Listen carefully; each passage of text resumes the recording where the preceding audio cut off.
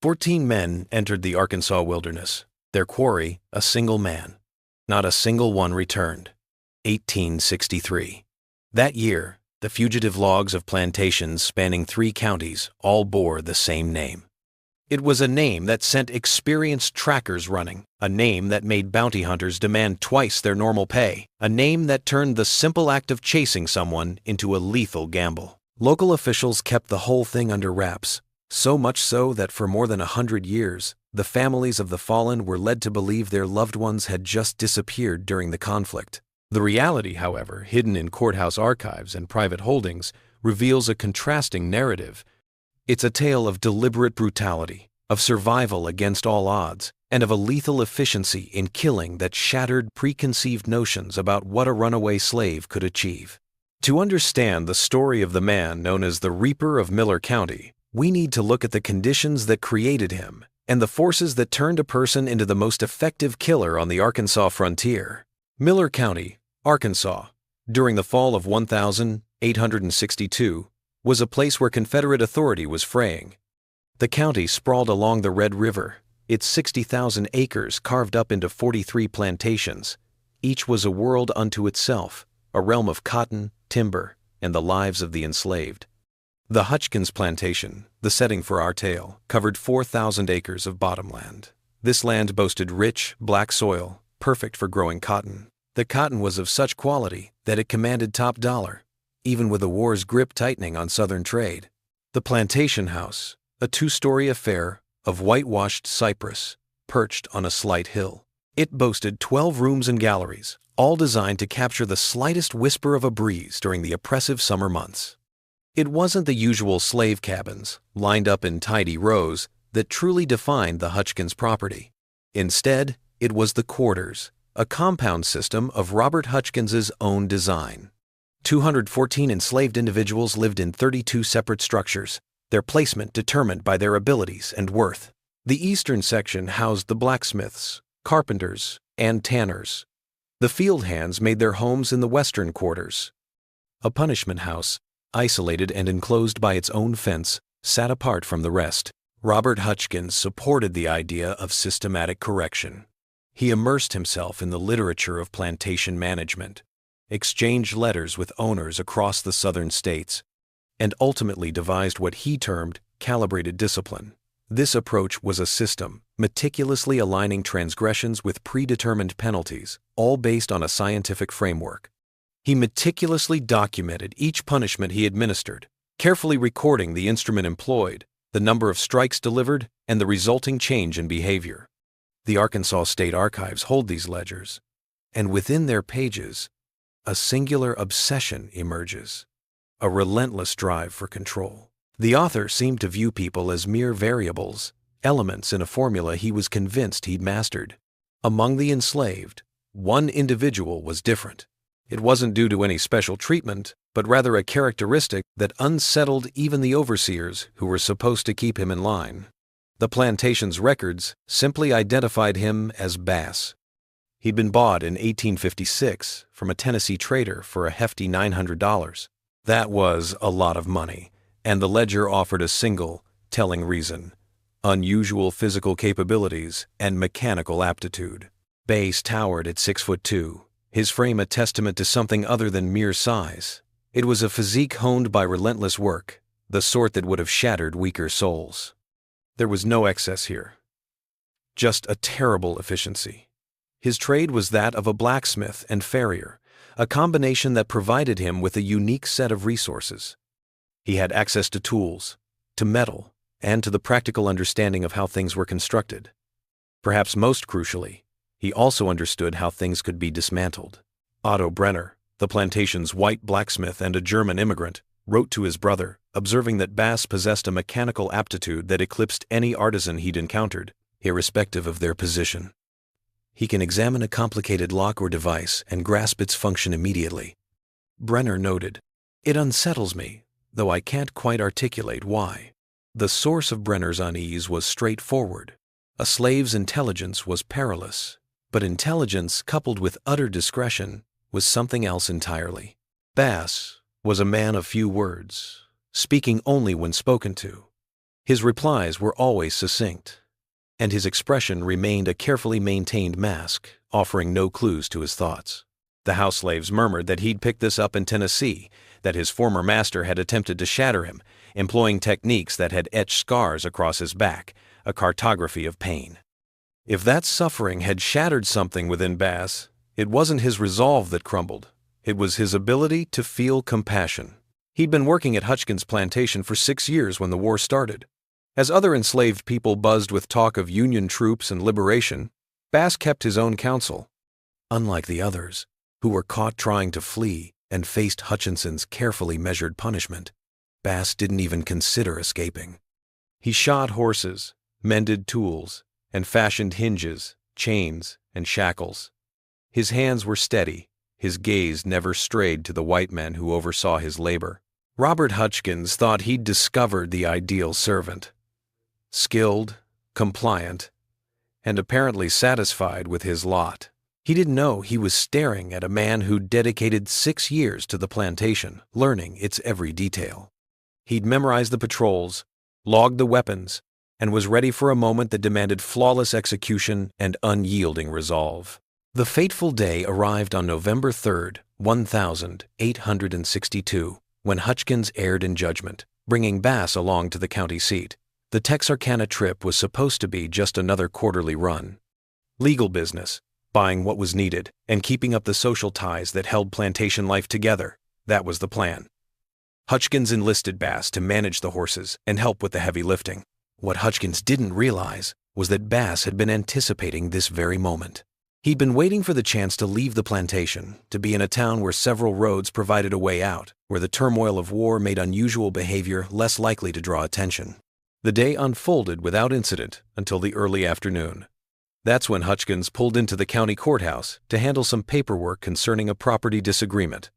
He abandoned Bass and the wagon on the street, a choice that would have been unthinkable before the war, yet was now routine, given the dwindling supply of white labor.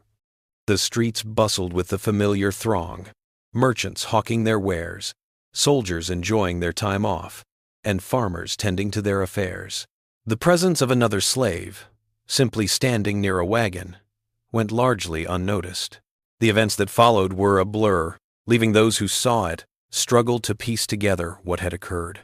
Hutchins stepped out of the courthouse around 4, clutching some papers. He was in conversation with the county clerk. He strolled over to the wagon, his words still flowing, and then he grabbed the driver's bench. Bass leaned against the wagon, his head down, his body language resigned. Then, mirroring a blacksmith's strike, a move Otto Brenner would later recall, Bass seized a bundle of iron chains from the wagon's bed.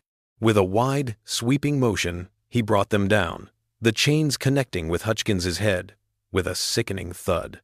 The clerk, swearing to the truth of his words 3 days after the event, described Hutchins as having dropped like a puppet with cut strings. Bass, however, didn't bother to verify the findings. He let the chains fall, snatched a coil of rope and a burlap sack from the wagon, and then leapt onto the driver's bench. Before the crowd could even register the scene, he had the horses moving. They started at a canter, but it quickly escalated into a full gallop, heading east along the road that wound toward the dense forests bordering the Sulphur River. The clerk bolted into the road, his voice a frantic call for assistance. A crowd surged toward Hutchins, sprawled in the dirt, a crimson halo forming around his skull. The doctor took a look and declared him alive, albeit on borrowed time. A gunshot rang out, the age-old signal that a slave had escaped. The alert raced through Texarkana, a wildfire of panic.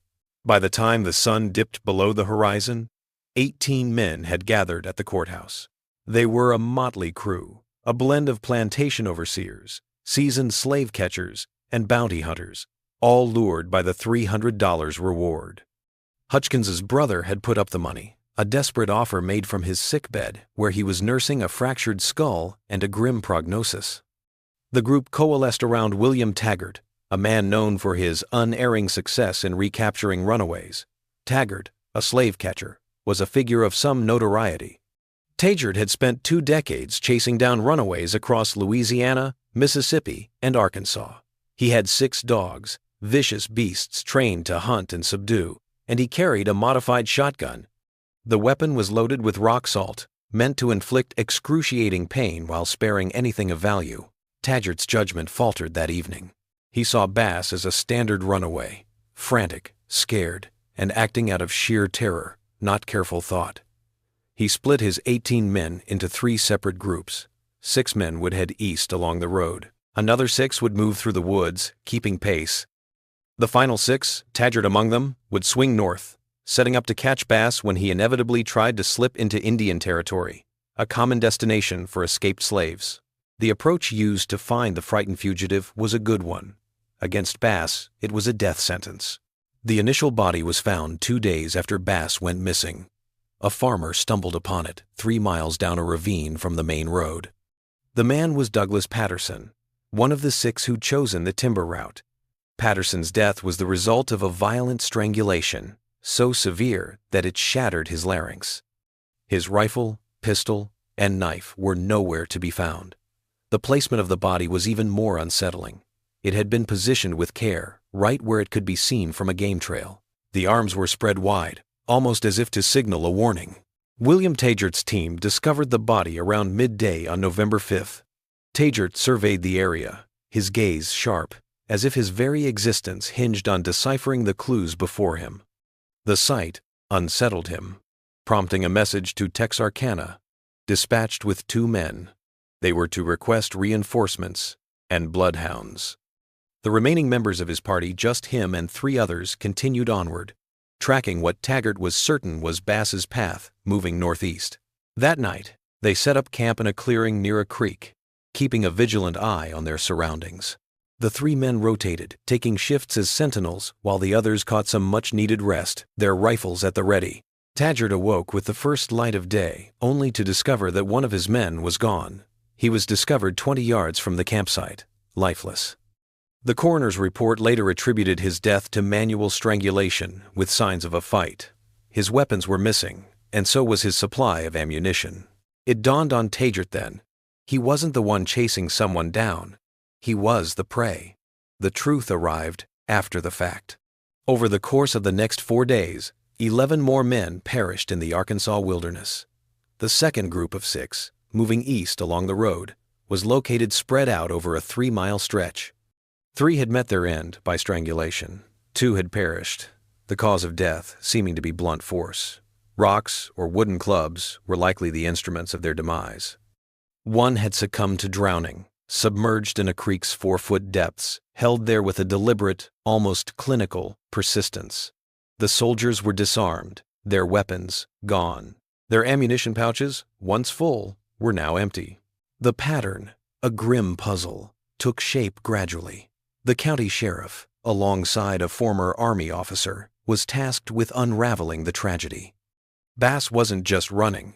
He was orchestrating a methodical campaign of removal. His methods hinted at either military training or a natural aptitude for strategy. He'd watched how they operated, predicted their next steps, and then used their own tactics to outmaneuver them. Splitting into smaller units, ostensibly to patrol a larger area, had left them exposed.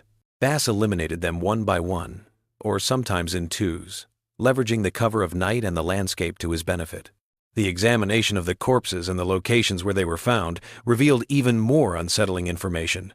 Bass had set up deadfalls and snares, strategically placed along paths he anticipated his quarry would take. These traps demonstrated a keen grasp of weight distribution and the intricacies of trigger mechanisms. He'd swiped horses from a couple of the factions, employing them to zip around before letting them go, hoping to obscure his whereabouts. The most unsettling part? He'd been lurking near them, watching their every move for what seemed like ages, biding his time until the opportunity presented itself. William Taggart was found dead on November 9th. A search party, finally bolstered by skilled trackers and a sizable contingent, located him. 23 men, all with military backgrounds and a clear plan, were involved. Taggart met his end in his bedroll, the victim of strangulation, with his companion oblivious just 15 feet away. The murderer slipped into and out of the camp, undetected by either the guards or the dogs. The weapons seized from Taggart comprised a notably impressive rifle and a pair of pistols, further expanding the collection Bass had been methodically building.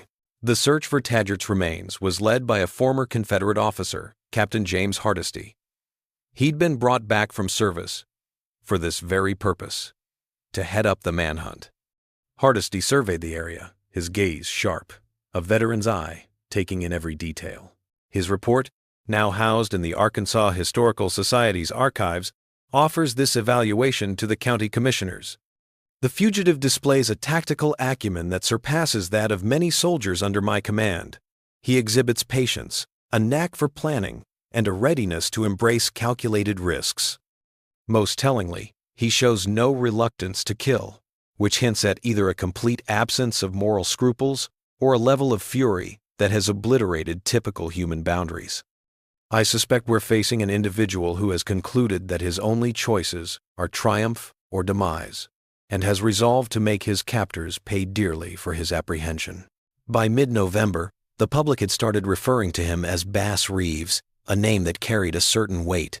The surname, meaning bailiff or steward, was a cruel twist, given his penchant for executing those who upheld the law. He had already killed 14 men. The bounty had swelled from $300 to $500, then $700. Yet the seasoned slave catchers were turning it down. Whispers circulated among the plantation folk. Rumor had it that Bass had received military training, courtesy of a former owner who'd held an officer's rank. Some said he'd picked up tracking skills from Native Americans. Rumors swirled, suggesting he'd struck a deal with something sinister. How else could a man, flesh and blood, be so utterly silent, so deadly in his work? The reality, however, was both simpler and far more unsettling. For 6 long years, Bass had remained silent, a patient observer. He absorbed everything, transforming each sighting into something useful. He'd observed the ebb and flow of patrols, the methods of trackers, and the mindset of those who considered themselves above others. He'd spent time in a forge, shaping metal and discovering its limits. He learned about strength, about the moment something gives way, about the mechanics of leverage and the application of force. Somewhere in those 6 years, he'd made a choice. He resolved that whatever followed his flight, whoever pursued him, would discover that treating a person like a possession exacted a price paid in blood. The military, though not formally engaged, did get involved. Confederate officers, on leave, viewed the manhunt as a chance to assert control over the enslaved people. If a single escaped slave could eliminate 14 pursuers without consequence, what did that communicate to the hundreds of thousands still enslaved across the southern states? Captain Hardesty, flanked by 2 other officers, quickly gathered a contingent of 32 men. These were seasoned veterans, each with a history of combat, equipped with military-grade weaponry, and arranged in a disciplined tactical formation. For a fortnight, they scoured the land between the Red River and the Sulphur. Their tactics mirrored those used in military campaigns against Native American tribes: methodical searches, synchronized maneuvers, and camp security that relied on numerous guards and fortified positions. The searchers discovered hints of Bass's activities: cold campfires, remnants of game being prepared and eaten, and tracks indicating a broad, looping path through the area, all pointed to his presence. Yet, the man himself was a phantom, a presence felt but never seen. The journals of Hardesty, which his family gave to the Arkansas Military History Museum, show that Bass was involved in a different kind of conflict. As searchers combed the wilds, he was making his way along the edges of society, creeping toward lonely farms and tiny towns, always under the cloak of night. His goal wasn't to provoke a fight. He was simply collecting information. On November 28th, Bass showed up at a modest farm run by the Reborns, a free black family. It was located 10 miles south of where the main search was happening. The family's recollections, penned many years afterward, painted a picture of a man. He stepped from the shadows, armed in a way that marked him as a threat. Yet his behavior hinted at something else entirely: a calm, not a frantic struggle. He wanted something to eat, and some answers. The Reborns, gripped by fear yet unable to deny a stranger who could have been kin, offered him cornbread and jerky. At the dinner table, Bass was surprisingly loquacious. his words flowing freely for what seemed like the first time in ages. He inquired about the patrols, the families who might offer refuge to a runaway, and the whereabouts of the closest Union Army encampments. The tide of battle was shifting. Even in the far reaches of Arkansas, the word was out. Union troops held the strategic points along the Mississippi River. If freedom was possible, it was in the east, beyond the reach of Confederate laws. The Rayburns informed Bass of a settlement, a collection of refugee slaves, situated along the Arkansas-Louisiana border. This vulnerable community found some measure of safety thanks to Union gunboats patrolling the river. The warnings were clear. The trek stretched over 100 miles, cutting through a landscape of danger, past countless plantations and military installations. Bass heard their words, offered his thanks, and then vanished into the shadows once more. He didn't go east, though. He reversed course, heading back toward Miller County, the area where the search teams were focused. Hardesty's journals reveal his confusion over the matter. Every tactical analysis pointed to one conclusion: Bass needed to get away, and fast. What could possibly draw him back to the most perilous place? The answer crystallized on December 3rd, the day the Hutchins plantation came under assault.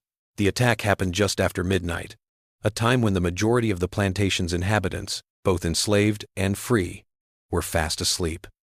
The base came from the east, cutting a path through the dry, chest-high cotton fields. He'd been watching the plantation, it seemed, for a number of nights. He was familiarizing himself with the patterns and security protocols, which had become a bit too relaxed since he'd been gone. Harold Vickers, the overseer, kept a night watch. 3 white men, armed with rifles, were assigned to patrol the compound. Bass steered clear of them, opting instead for the stables where the plantation's horses were housed.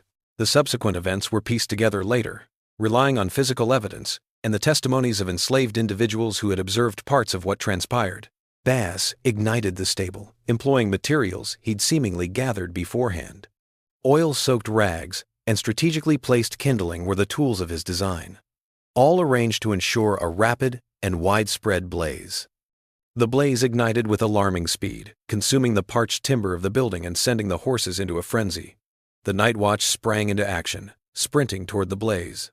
Others, stirred by the commotion, arrived on the scene. Overseers, the plantation manager, and even Robert Hutchins, who had survived his head injury but was still feeling the effects, were among them. Amidst the turmoil and shadows, as the plantation's inhabitants fixated on the flaming stable and the panicked horses, Bass navigated the compound with a clear, deliberate intent. He was sent to the punishment house. The building's exterior was secured, a common measure to keep those inside from escaping before their time was up. That night, 2 individuals found themselves detained, facing accusations of pilfering provisions and awaiting the morning's reckoning. Bass forced the lock with his own tools, pushed the door open, and exchanged a few words with the people within. He then made his way to the overseer's quarters, a modest structure situated close to the main house. Harold Vickers had sprinted toward the stable fire, just like the others. But then, something clicked, and he turned around. He found Bass in the shadows, tucked away between the structures. The next events were reported by several people, though no one actually saw them unfold. There were sounds of a fight, a sudden cry that was abruptly silenced, and then nothing. Vickers' corpse was discovered at first light, his life snuffed out in a manner eerily similar to the other murders. Beside him lay a branding iron, the same implement he'd used countless times to mark runaways who'd been recaptured. The iron had been placed across Vickers' chest, cold, but positioned with obvious symbolic intent. By the time the fire was extinguished and order restored, Bass had vanished.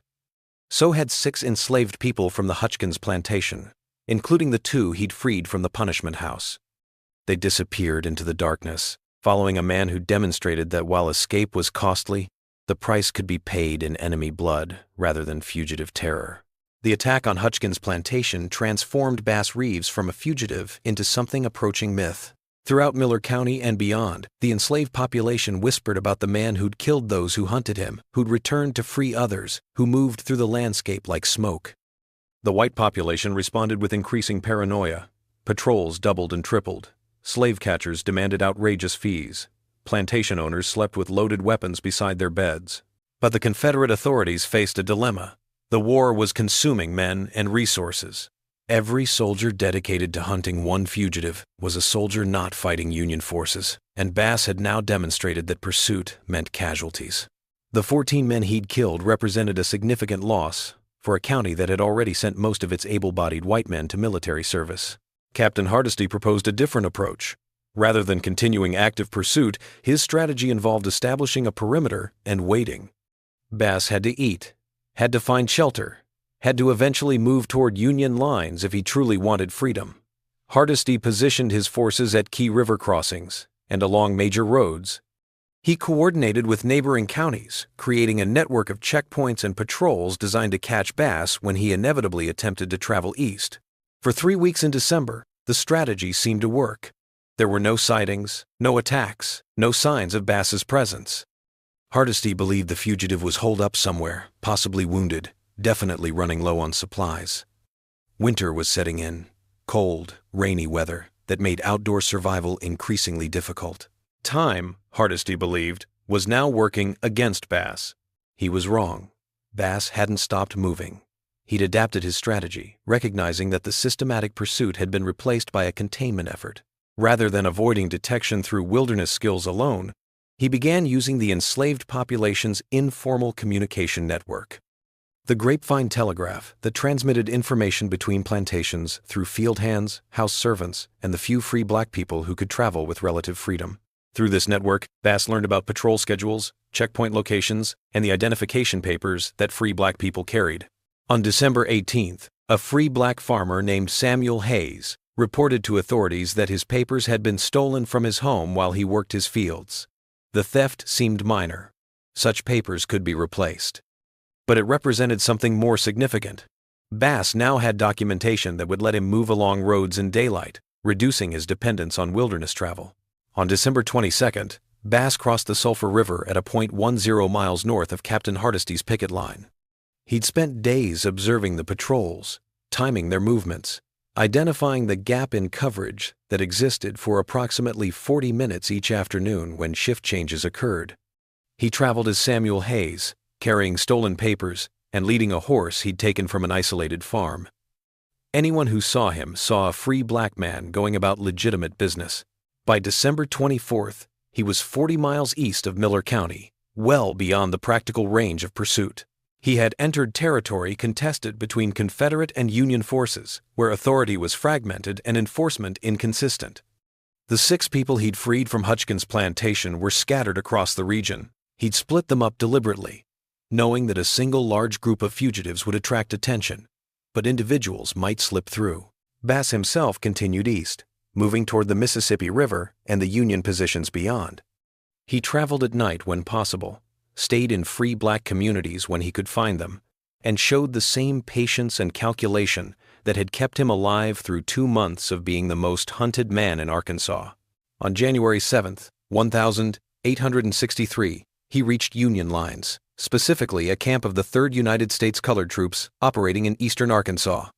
The regiment's records, preserved in the National Archives, include an entry from that date noting the arrival of a refugee from slavery who reported the deaths of 14 pursuers during his escape. The commanding officer, Colonel Samuel Thompson, interviewed Bass personally and recorded his impressions. An individual of unusual capability and complete self-possession. Shows no remorse for the men he killed, which he describes as necessary military action against combatants attempting his capture. When asked if he felt guilt, he stated, "I feel what any soldier feels after battle, relief at survival, and satisfaction at completing the mission."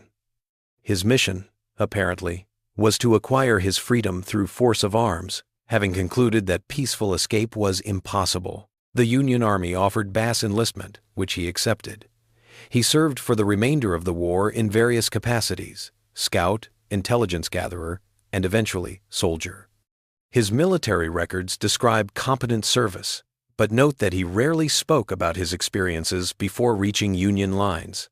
After the war, he disappeared from historical record, one of millions of freed people who scattered across the nation, seeking new lives.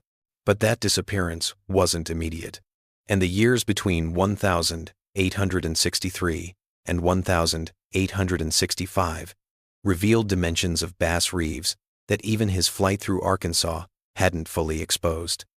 The Union Army didn't simply accept escaped slaves into their ranks without scrutiny, particularly those who arrived with stories of killing 14 pursuers.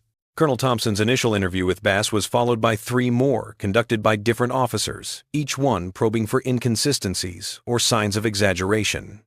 What emerged from those interviews, documented in reports that military historians discovered in the 1,970 seconds, was a detailed account that remained consistent across all tellings. Bass described each killing in detail, including the location, the circumstances, and the tactical considerations that influenced his actions. He drew maps, relying solely on his recollections, indicating the locations of the bodies. He detailed the armaments he'd acquired, describing the alterations he'd made to enhance their stealth or effectiveness. The officers conducting the interviews reached a unanimous conclusion, stated explicitly in a report dated January 15, 1863. This individual is neither boastful nor remorseful. He describes acts of lethal violence with the detachment of a craftsman explaining his work. We assess him as highly capable, potentially valuable for irregular operations, and completely reliable within the scope of assigned duties. We also assess him as someone who should never be given reason to consider us enemies. That final observation turned out to be spot on. Bass was assigned to a scout unit operating in contested territory, the fluid zone between Confederate and Union control, where information was currency and survival depended on reading situations quickly. Scout work was a natural fit for him. He traversed territories filled with individuals who mirrored his appearance, shared his tongue, and had ample motivation to assist Union troops. Yet, they also faced the very real threat of retaliation from the Confederates. Bass's ability to appear and disappear, his skill in understanding people and situations, and his capacity to make quick decisions, all of which he developed during his time in hiding, directly contributed to his success in the military. His service history boasts accolades from 3 distinct commanding officers. One report, dated July 1863, states, Corporal Reeves pinpointed and charted the location of a Confederate supply depot, leading to a successful cavalry raid. He entered enemy territory solo, gathering intelligence by observing and speaking with the local black population. He returned with information that was entirely correct. Another, from March 1864, reads, Corporal Reeves volunteered for a reconnaissance mission deemed very dangerous. He returned with intelligence on troop movements, which enabled the repositioning of artillery, probably averting considerable casualties in the following battle. However, Bass's wartime experience held a secret, a facet of his service that official documents overlooked. This hidden aspect only came to light years later, thanks to conversations with fellow soldiers from the United States colored troops. Bass seemingly kept in touch with the network of escaped slaves and free black individuals spread across Arkansas, Louisiana, and Mississippi. He leveraged his assignments to relay critical intelligence to enslaved individuals on plantations. This included details about Union troop placements, secure paths to liberty, and the evolving state of the war.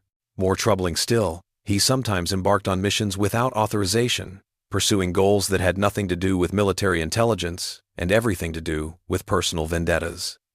Isaiah Washington, a veteran, recounted an event from the fall of 1863 during a 1903 interview for a project focused on documenting the contributions of black soldiers in the Civil War.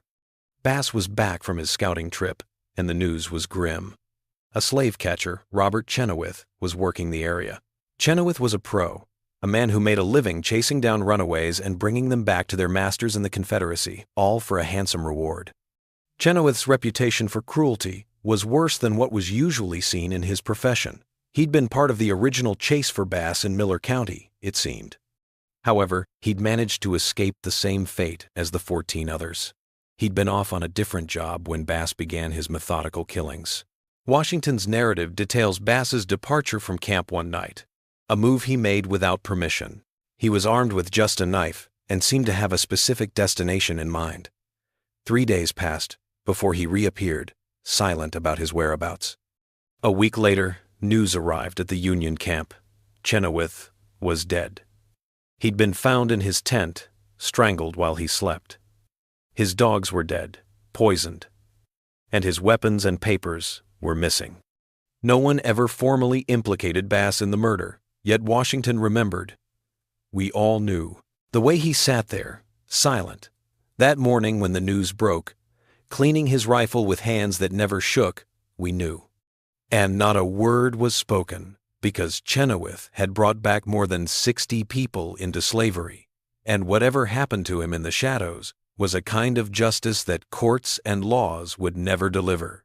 This pattern, it seems, recurred multiple times throughout the conflict. Men who had hunted down slaves, overseers notorious for their brutality, and Confederate officers who had commanded the killing of captured black soldiers sometimes ended up dead. The circumstances of their deaths hinted at professional execution, not the result of battle. Military investigators did look into some of these deaths. However, amidst the wartime turmoil, with the body count rising and other matters taking precedence, the death of a slave catcher or a cruel overseer didn't exactly scream for a thorough inquiry.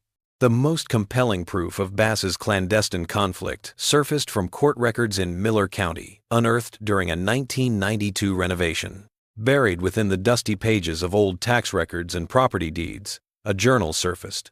It belonged to James Hutchins, Robert Hutchins' younger brother. James had been the one to oversee the plantation's affairs after Robert was hurt. The journal, covering the years 1863 to 1865, frequently mentions the Reeves matter and expresses concerns about security.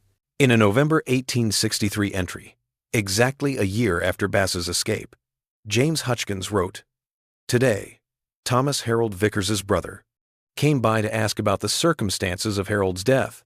He said he had heard stories from soldiers returning from eastern Arkansas. They spoke of a black scout working with the Union Army who matched the descriptions of our former property. Thomas believes Harold's killer is still alive and is actively fighting against us. He wants to pursue this, but I've advised him not to." 14 men went after Reeves, and none of them came back. Thomas Vickers, no matter how much he grieves, would be the 15th. Some debts must remain unpaid because the cost of collecting them is greater than any possible benefit. Thomas Vickers, however, didn't heed that counsel. Union Army records reveal that in January of 1864, a civilian was apprehended close to Union lines. He was armed with a loaded rifle and possessed documents identifying him as Thomas Vickers, hailing from Miller County, Arkansas. He presented himself as a Confederate sympathizer, supposedly collecting information. However, when pressed, he confessed that his true objective was to find a particular person, a Union scout named Bass Reeves. He was convinced Reeves had murdered his brother. The interrogation report bearing Colonel Thompson's signature details the subsequent events. The prisoner faced Corporal Reeves under carefully managed conditions. Seeing Reeves, the prisoner grew visibly upset. He then leveled accusations against him, claiming Reeves had murdered his brother, Harold Vickers. Vickers, the prisoner alleged, had been killed by Reeves during a failed escape from slavery. Corporal Reeves acknowledged the death, explaining, "Your brother was involved in trying to capture me, either to bring me back into servitude or to kill me. I acted in self-defense, using what I had. If you want to follow the path your brother took, you'll share his fate. Otherwise, you have a chance he didn't, the chance to leave and survive." The prisoner was then taken to a location for a prisoner exchange and handed over to the Confederates. It's unclear if Thomas Vickers followed Bass's counsel. His name vanishes from later military documents, but he shows up in Confederate pension applications post-war, implying he lived on. However, the event reveals a crucial aspect of Bass's psychological state during this time. He wasn't hiding from his past. Instead, he fully accepted his actions, without offering an apology or justification, except for the straightforward reasons of self-defense and survival. By the time the war reached its last year, Bass was practically a legend among the colored troops. The new arrivals were regaled with tales of the man who'd taken down 14 slave catchers while making his getaway. Those who'd served alongside him recounted varied tales. They spoke of his calm demeanor during reconnaissance missions, his skill at navigating dangerous ground, and his tendency to remain quiet during discussions. He'd only speak up when directly asked a question, then offer a brief, precise response before falling silent once more. His past was a blank slate, too. Even after fighting alongside countless other men who'd also fled bondage, Bass remained silent about his past, a silence that lasted until November 1862. Other soldiers recounted tales of those they had left behind, of the people who had once owned them, and of the paths they had traveled to escape. Bass was silent. If you pressed him, he'd sidestep the question, offering up versions of, "That life ceased to exist the moment I freed Hutchkins' wagon. The future is what truly counts." The conclusion of the war in April 1865 presented a daunting question for 4 million recently liberated individuals. They had to decide where to go, what paths to pursue, and how to forge new lives in a country that had for 2.5 centuries considered them as mere possessions. For numerous veterans of the colored troops, the decision often boiled down to remaining close to their former postings, capitalizing on land prospects, or leveraging their military ties. For Bass, it seems the decision meant a total break from his previous life. The final official military document concerning Bass Reeves is from the 18th of June, 1865. It was a discharge certificate, confirming the end of his service and offering a brief physical description. It read, "Bass Reeves, colored, approximately 35 years old, 6'2" tall, with scars on his back, consistent with whipping. He served with honor in the 3rd United States Colored Troops from January 1863 until June 1865. He was recognized for his reconnaissance and intelligence-gathering efforts. He was eligible for a veteran's pension when he reached the required age. After that time, the historical record becomes incomplete, with information appearing in different documents, making it hard to tell if they all referred to the same person. A.B. Reeves is found in the 1867 Memphis City Directory, his occupation noted as blacksmith, and 1870 Fort Smith, Arkansas newspaper mentions a Bass Reeves, specifically in the context of a property rights disagreement. Another Bass Reeves appears in the 1875 Oklahoma Territory records, this time as a deputy U.S.